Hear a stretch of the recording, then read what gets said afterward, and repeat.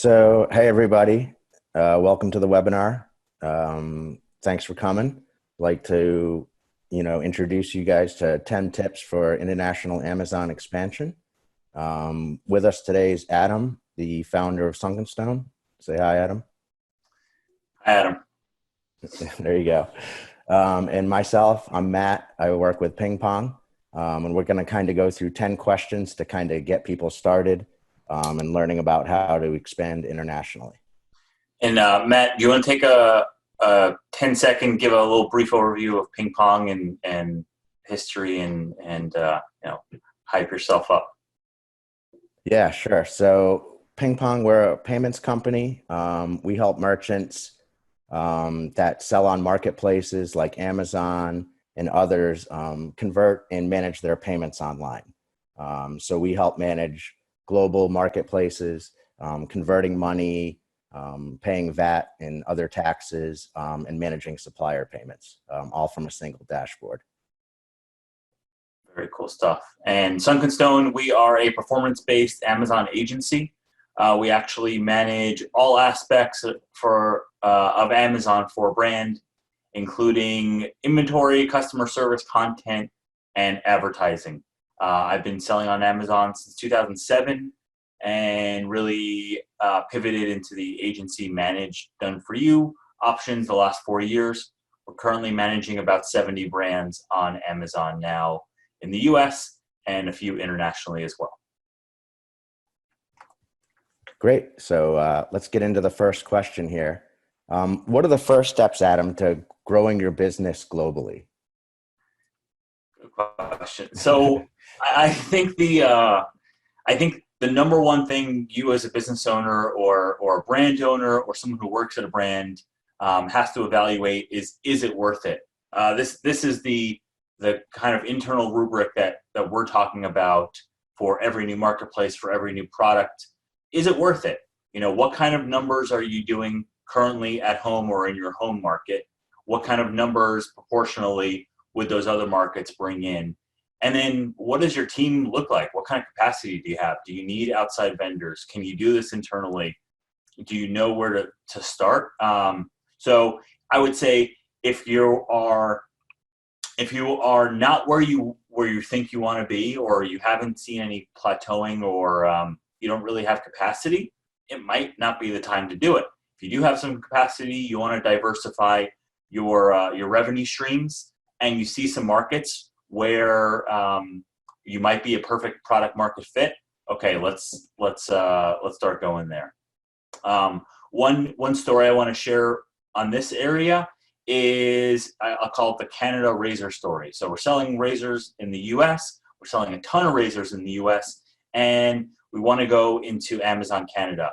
And it's pretty much the same effort and price and cost to get product to that marketplace as it is to ship it, as it is to launch a new SKU in the US, right? So you have to evaluate that.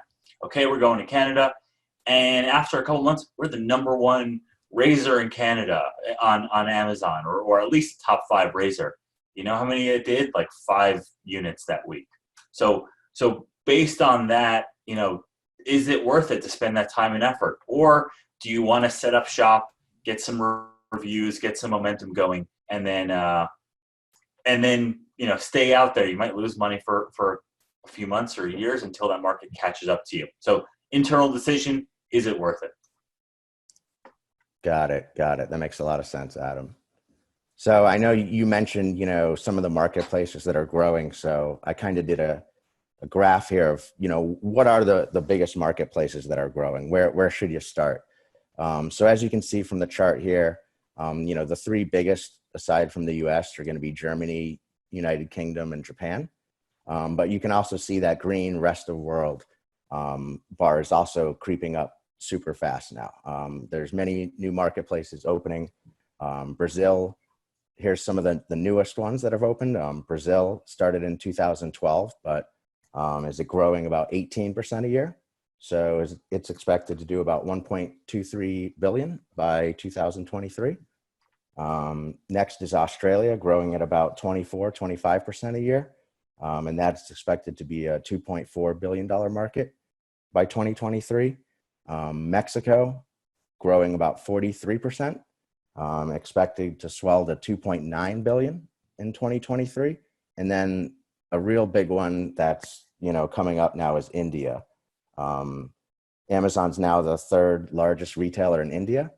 By 2023, they're expected to do about $18 billion in Amazon sales in India.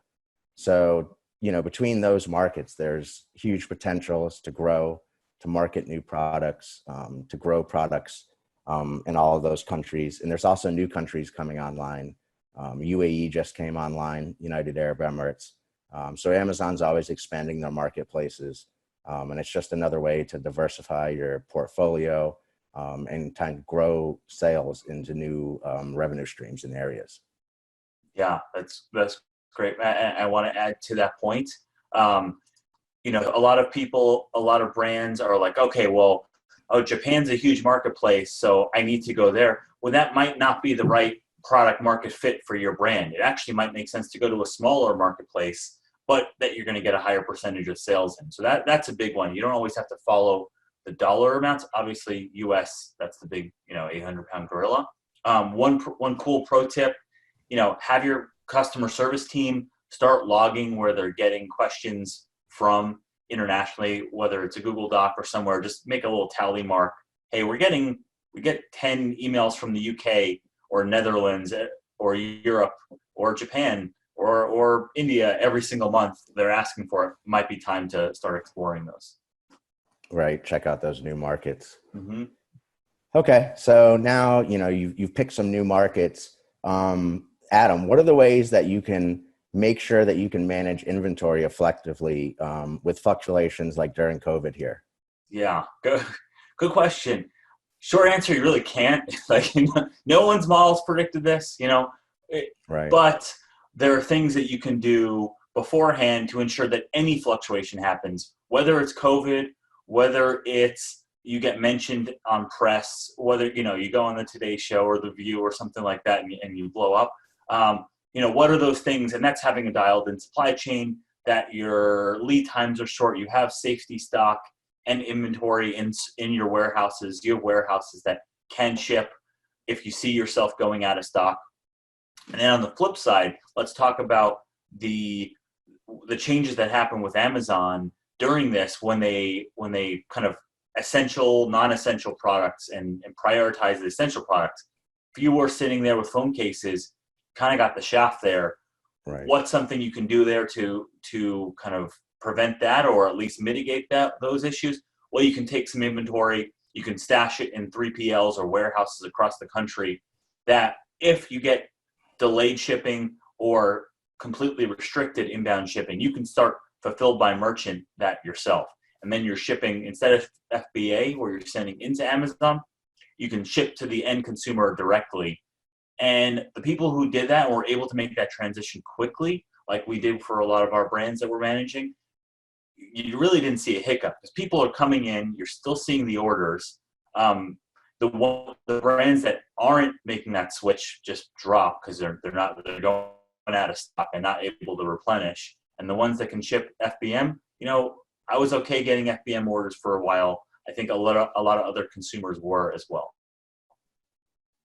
Yep. Yeah. So that's some great tips, to keep yourself going, and have some alternative avenues to ship, to get inventory in and keep inventory.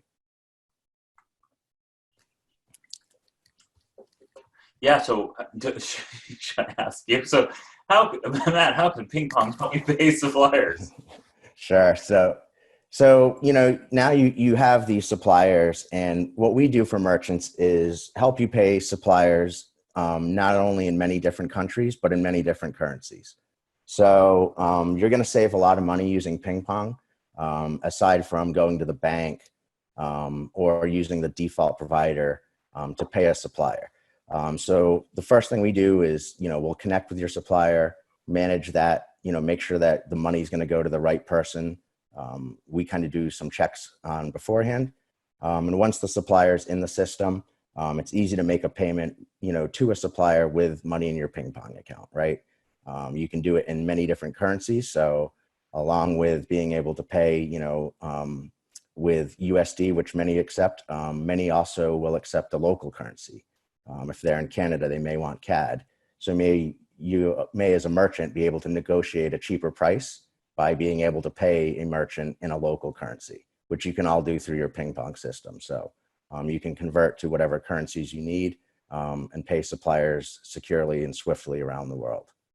So that's mostly what we're going to do to help manage that aspect of payments.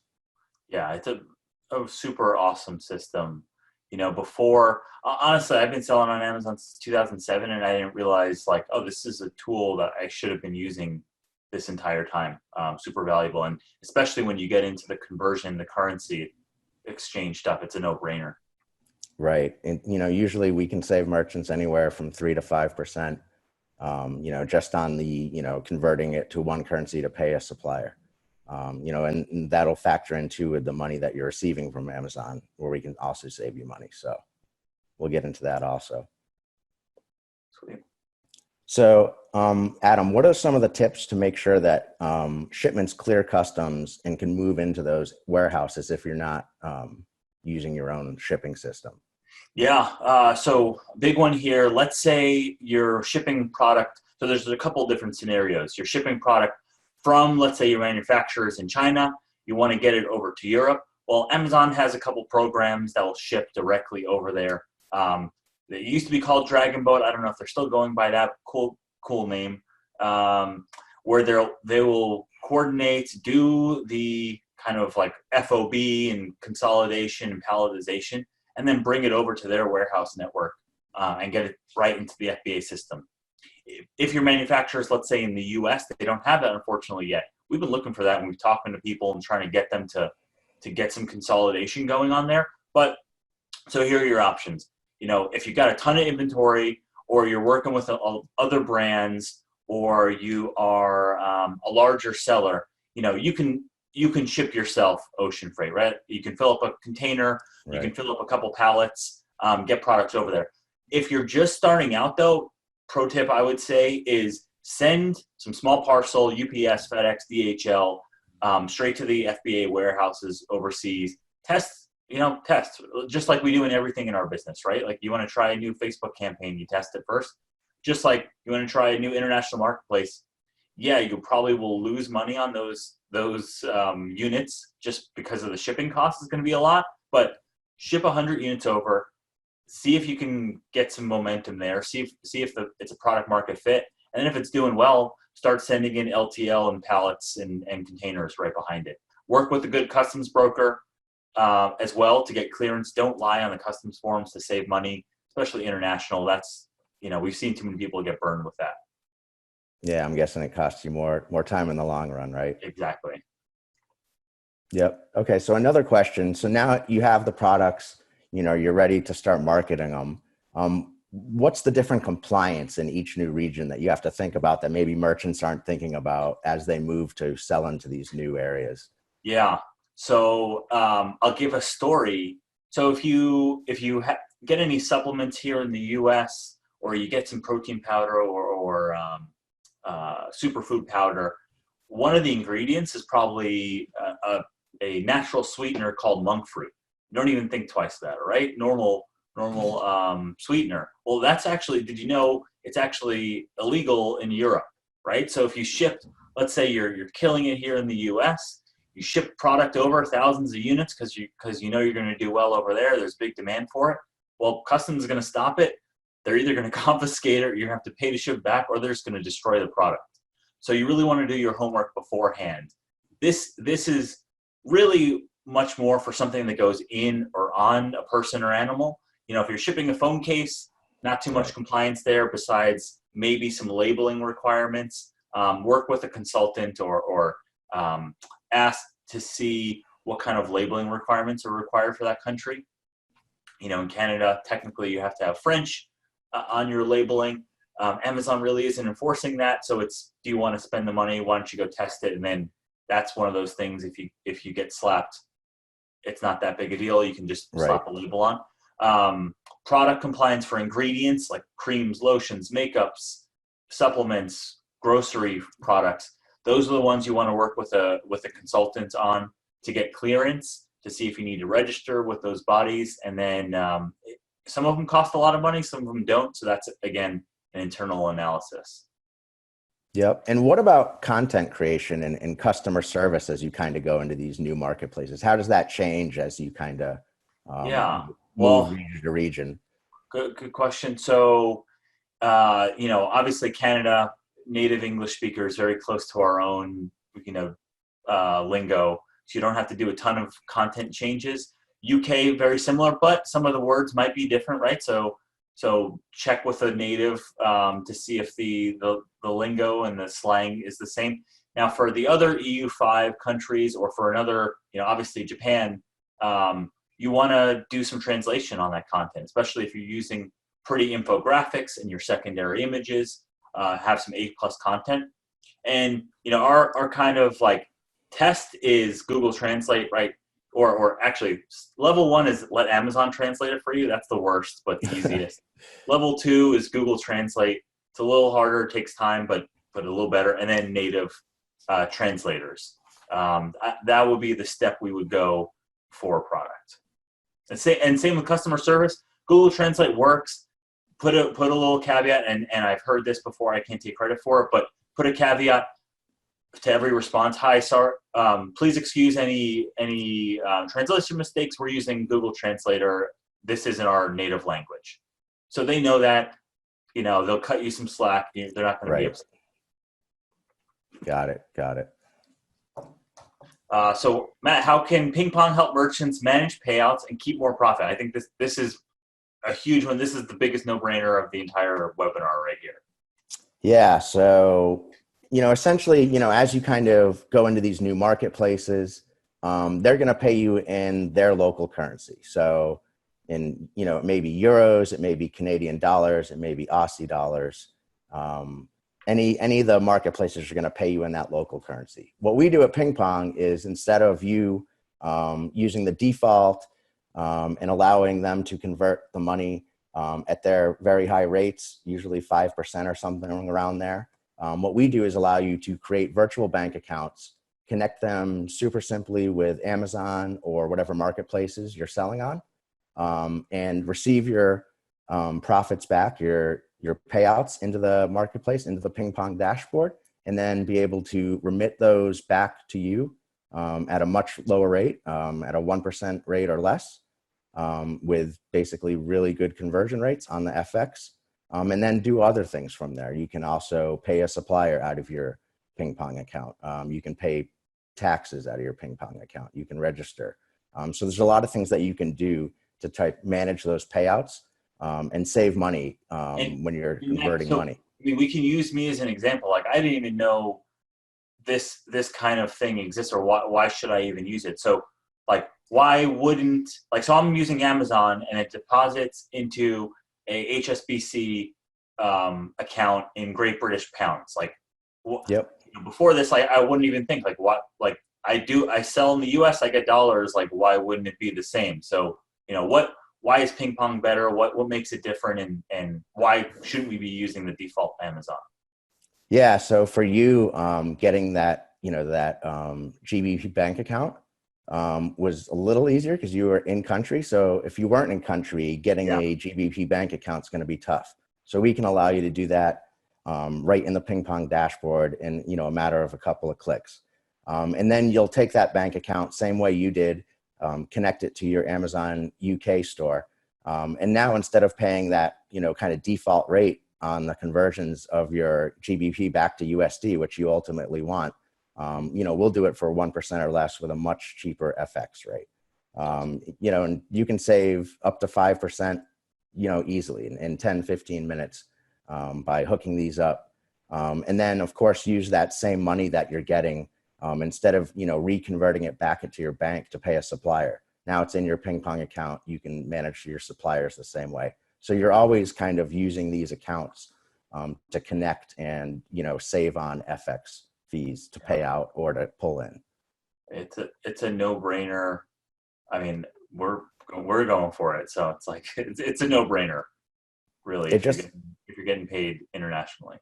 Yep, and we connect to all the Amazon markets with all the different currencies. So setting it up is very easy, and you can start saving right away. Um, with almost no change to your actual workflow. Great.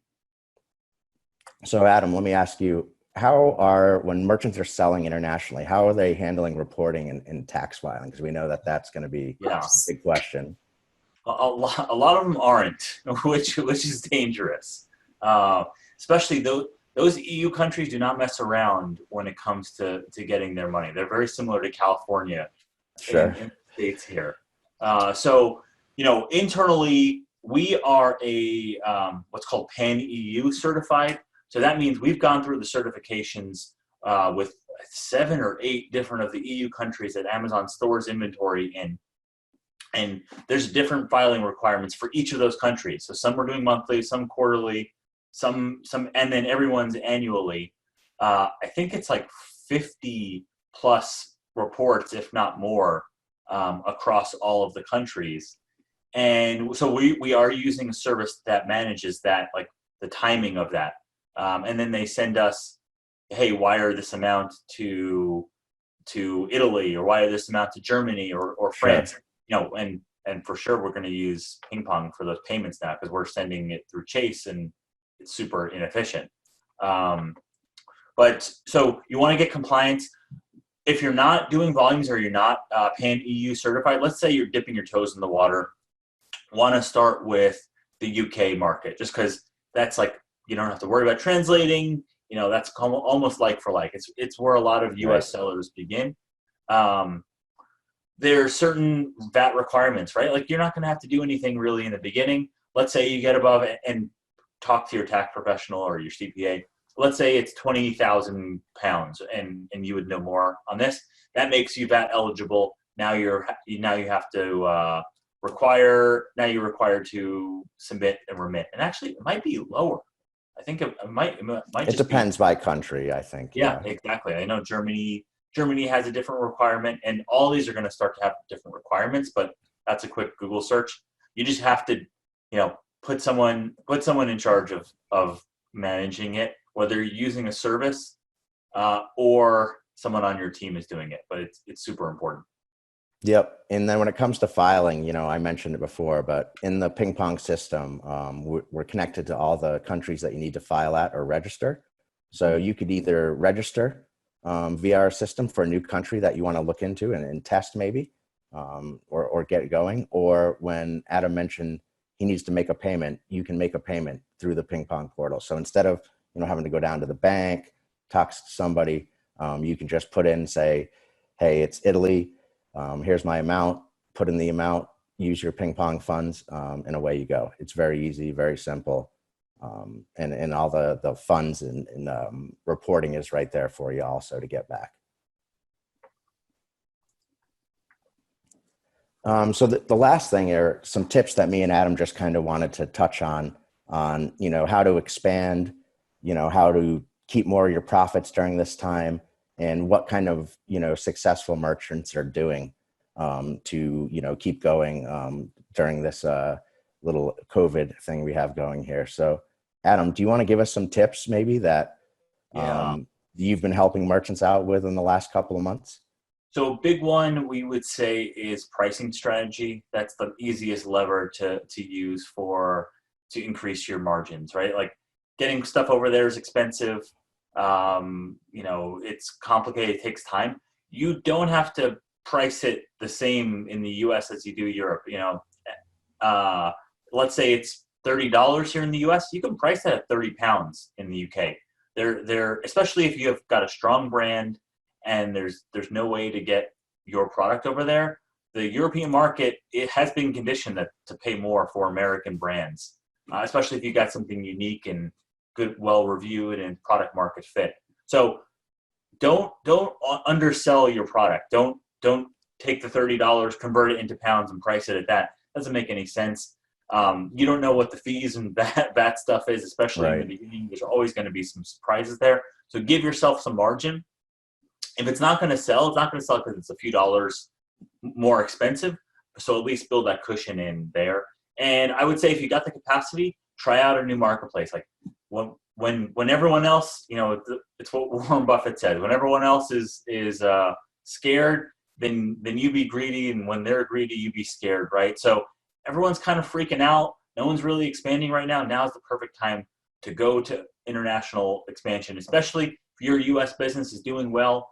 You've got some decent cash flow. You got some decent team reserves. Now's the time to try out some inventory, to ship some inventory internationally. I think this is the perfect time. Yeah, I totally agree. There's a lot of opportunity, not just in the U.S., but with some of these other markets. They're going to be growing even faster than the U.S. So going out, testing different products, and depending on your product, you may do better in some of these markets than you think, right? Something you weren't thinking about in a new market. And I think, between the two of us, with Ping Pong, we just make it easy to go out, test a new market, right? You're going to have some high fees at the beginning, but we'll make sure to keep your fees low and make testing a new market easy by, keeping you compliant and being able to get those bank accounts and things that you need to sell with. Awesome. Do we want to open it up to some questions? Yeah, so we wanted to open it up, leave some time for some questions. If anybody has any, you can wave on the thing, and I'll open your mic and allow you to ask us anything that you'd like. Yeah, or feel free to type in as well. We have Boris said, worth to mention, UK has COVID-19 weight restrictions to less than 15 kilograms when you ship to. Okay, yeah, good point, Boris. Not only are there restrictions, France was completely closed right now to inbound shipments. Like I think it's a strike and due to COVID. So definitely keep an ear out, an eye out on forums or InSeller Central for any updates like that. I mean, imagine if you had thousands of units on the water and then France FBA shuts down, what that does to your supply chain. Hey, Adam, where can they go to get that type of information? Is there, a central source that you use? The central source. I mean, the internet is the central source. Okay. After doing it for a number of years now, we've just got a great network. It's one of the reasons, like, we've got the knowledge share at Sunken Stone. Feel free to email us to get on our email list or to get those distributions. Facebook groups are awesome. Different levels of competency across all of them. Some of them are amazing. Some of them are paid and really amazing. And some of them, just like anything in life, it's kind of what you put in. Got it. Yeah, we've got our information here. Obviously, my email's here, Adam's email's here. You can also go to our websites, pingpong.com or pingpongpayments.com. We have all the information there. You can sign up for a free account. You can sign up to talk to me or another one of our representatives to kind of help you walk through. Same thing with Adam. Yeah, I'm signing up with you guys after this anyway. We don't have to change any operationally what we're doing, and we make a couple more %. Like, it's a no-brainer. Right. In fact, it'll make your operation cleaner, easier. Plus, you'll have me to consult, right? Perfect. And then for sunkenstone.com/success, that's a link to our success formula. So if you're wondering if your brand has what it takes to succeed on Amazon, we used to use this internally. It was an internal tool. We finally made it public facing. It's just a little, I think it's like 15 questions, and it totals everything up. It gives you a score and then gives you some concrete action items. Let's say you're doing really well. Okay, well, here's how to add fire or add gas to the fire.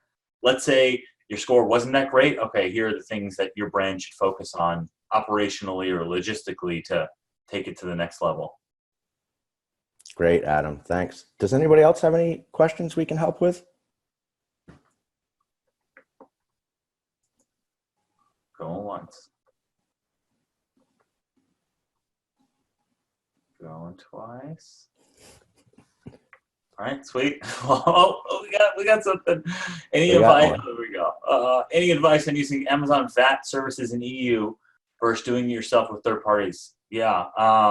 So we've we've talked with like Avalara, we've talked with the Basque, we've talked, there are, I'm not an expert on this stuff, right? And we're great at selling on Amazon. We are not bad experts by any stretch of the imagination.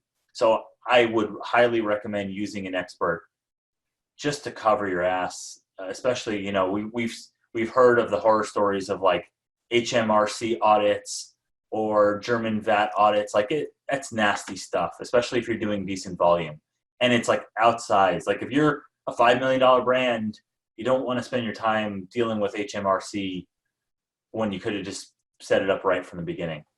Right. Hope that helps. Hey, Louise, do you have a question? It looks like Luis is asking where they can go to get a customs broker.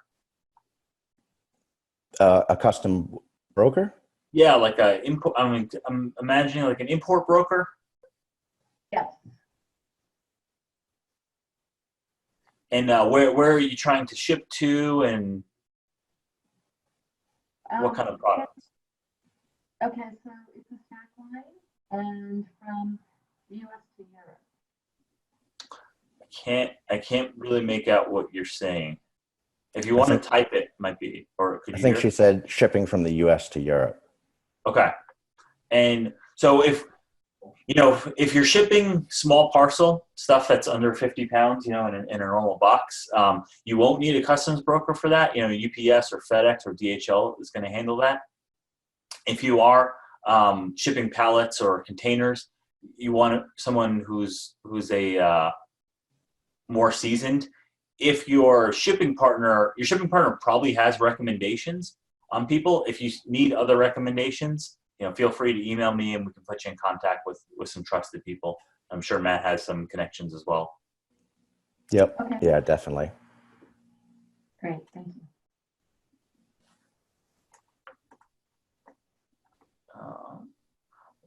Boris is asking Matt if you want to take that. What are the best new markets to expand besides Europe and Australia? So, I really think it depends on your product. I mean, obviously, I mentioned that the other big markets are, UK and Japan. But, for your product, it might not make sense. It might make sense to go into one of the growing markets like India, right? That's really growing. So I think it kind of depends on your product, what you're looking for. Do you want to test in a smaller market or go right into India, in one of these bigger markets and, be ready for it? So, there's a bunch, obviously, if you go into Mexico or Canada, that makes shipping, the logistics angle of it easier than Japan. So, you have a few factors to look at, but obviously I think it depends on your product and, the acceleration of the growth in that market. Well put. That's another for you, Matt. How does ping pong help save me money? So yeah, a lot of it's going to be on that FX conversion, right? Adam mentioned, he's converting his GBP back to USD, and paying, a very higher price than he would at ping pong. So once he comes on with us, we'll get him started. It's just a matter of connecting the accounts, and you'll start seeing the savings right away, at least in the currency FX fees. Yeah, it's a no-brainer. And Matt, correct me if I'm wrong, but you just go swap out. So instead of putting your current bank account information on international Amazon, like in the user settings, you just put the ping pong banking information, and now Correct. On $1,000 deposit that you were getting $9.95 on now, or $9.50 on, Right. $9.99 or something. Correct. Like Not $9.80, $9.90. Yeah. Correct. So $30, 30 euro savings every time. It's a no-brainer. It's easy. I can get you set up in 15 or 20 minutes. And with every payment going forward, you'll start saving. Very simple, and give you more flexibility going forward. Awesome. What else? What about Singapore? I think internally what we do is our kind of thesis is like, let's either a brand is getting pulled into those markets just because they're getting hit up so many times by customers, or there's enough critical mass in there to justify ship time and expense and shipping product into it. So Singapore, I don't know. Is your product super popular in Singapore? Are you getting a disproportionate amount of attention over there? I don't know. Maybe. Mike is asking, does Sunken Stone deal with more private label or arbitrage sellers? All in all, what are the most common sellers we work with today? Mike, what we really specialize in is a brand that's doing $1 to $40 million off Amazon. So whether they are just doing e-com or they're working with retail or other distribution. Right into the US, right? That Amazon did. What's that? Oh, sorry. Is our mic on? Yeah. All good. So yeah, one to 40 million off Amazon. That's either having issues with Amazon and just not fully optimized or doesn't want to deal with it, or isn't even on Amazon. Because I mean, you guys know Amazon's kind of a pain in the ass to deal with. So those are the brands we work with. If it's just an Amazon, private label seller, we'll give you tips, but we probably aren't the perfect fit. We can refer you out. For sure, use Ping Pong, but or when you get to a point with your brand that you are, doing really well and want to go focus on building Shopify or getting into retail, and you want to take the Amazon portion off your plate, and you don't want to pay to hire employees and train them up, like we're a perfect fit for that. So I think Mike had another question. When should sellers consider FBA? Yesterday, day one. As long as your product is not a couch or a sofa, it should be FBA. You're going to see a 5 to 10x sales bump, FBA versus non-FBA. Great. Yeah, great questions. Sweet. Does anybody else have any questions? Does it cost money to use Ping Pong? And then Trey also wanted to get an intro for Ping Pong to his email as well. Yep, definitely, Trey. We can do that for you. And then, does it cost money? We just have a 1% fee essentially. So very easy. A 1% fee to convert, the money or to take the money out of your account. So it's very easy to understand. We don't have hidden fees, so you can easily calculate what you're going to get with each payment essentially. And what's your bank? What's like Chase or Citi or Wells Fargo? Like, what percent are they charging, just to compare it? Yeah, they're probably going to be, anywhere from 2 to 5%. And they're going to have hidden fees in there too. They're going to charge you much more on the FX conversion. They're going to probably charge you some bank fees just to get it done. Because that's not what they focus on really, depending on, especially if you're at a consumer bank. So. And yeah.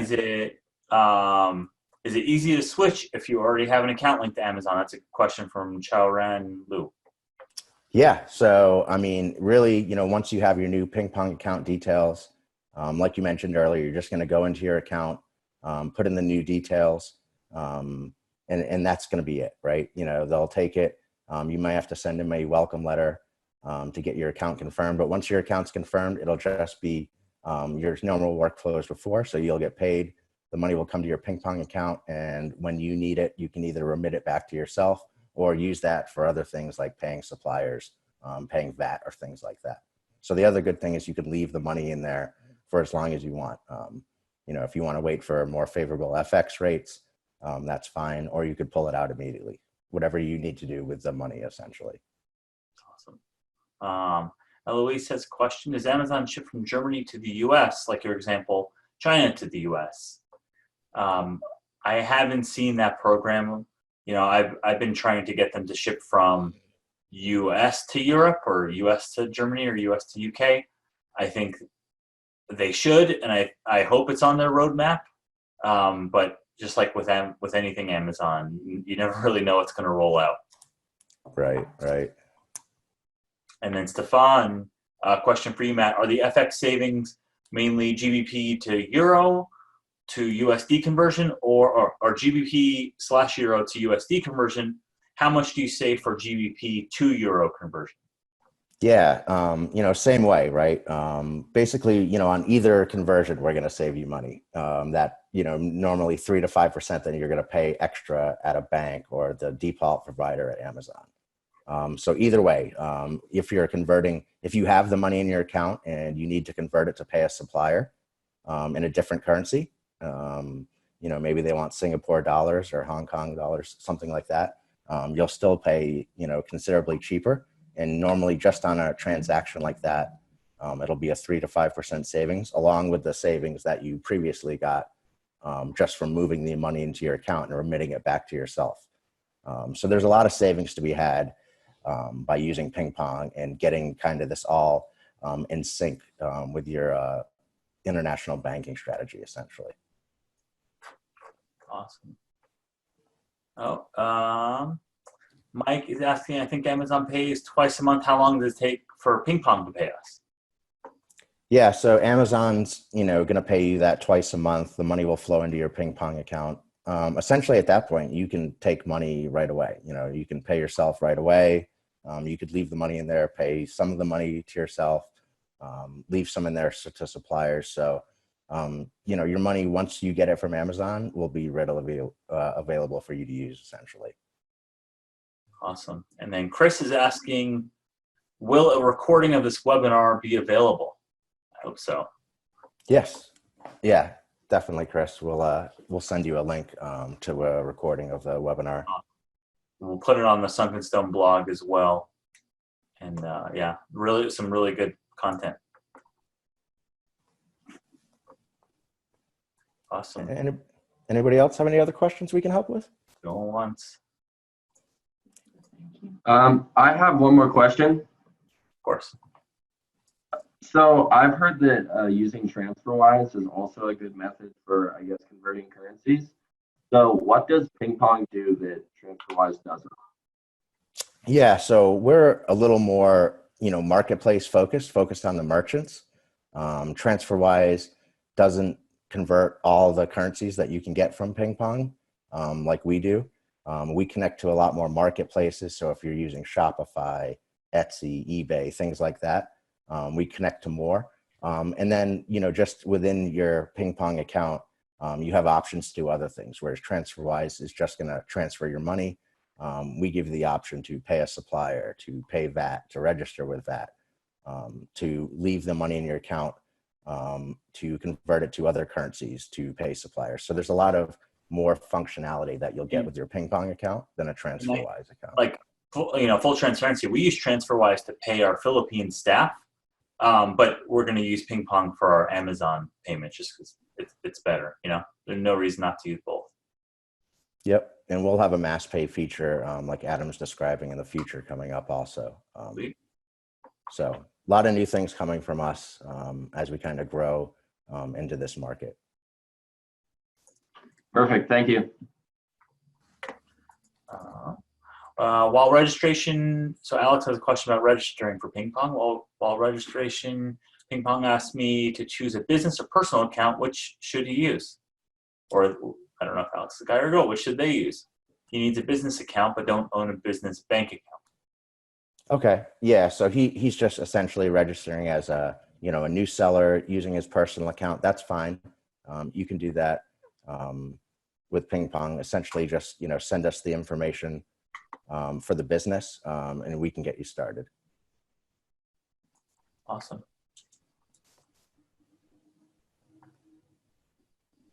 I think all right. So let's, going once, going twice. Sweet. Let's wrap. Matt, that was awesome. Thank you guys for hosting this. Yeah, thanks for joining us, everybody. Let us know if we can help. Get in touch with myself or Adam. We're happy to help you with your needs or discuss anything that we discussed during this webinar here. Awesome. Talk to you. See you, everyone. Thank you. Bye, everybody. Have a great Friday.